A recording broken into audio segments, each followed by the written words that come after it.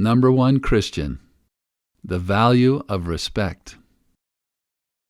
My father shared the following experience he had during his military service in Korea as a private first class in the Army. The Korean War had recently ended. During this time, Christianity was being introduced to the Korean people. My dad did not speak Korean and had only lived there a few months when the following experience took place. He came to love the Korean people who visited the base each day to do the duties the soldiers didn't like to do. The Koreans he worked with only had a limited use of the English language. In order to overcome the language barrier, my father had what he called a middle language.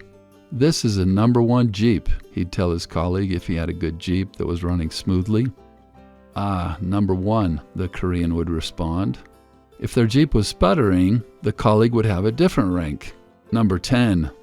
"Yes, number 10, my father would say. They used their scale to rank everything.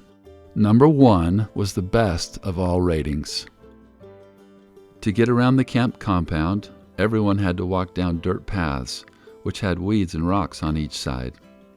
When the Koreans would come one way and the Americans the opposite way, the Koreans would normally jump off the path into the weeds and rocks, and the Americans would pass by on the path. This did not seem right to my father because he was in the Koreans' homeland. So he decided to step off the path when he encountered a Korean. As my father stepped off the path and watched them pass, he would smile and greet them with a few kind Korean words he had learned.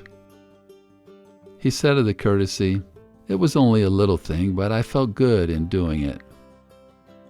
One night my father entered the mess hall and found a long line. He decided to sit down at a table to give time for the line to shorten.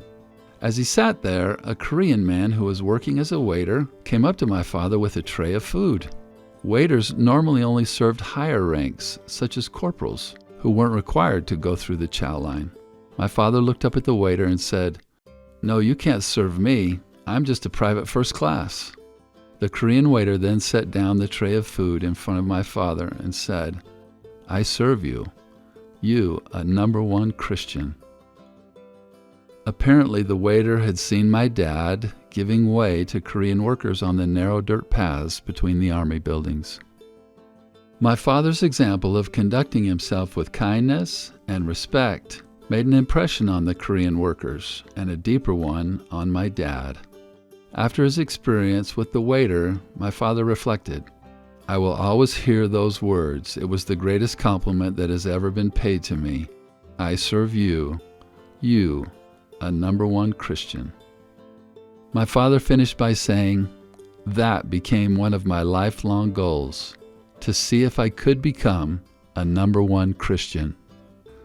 As his son, I am a witness that my dear father reached his goal.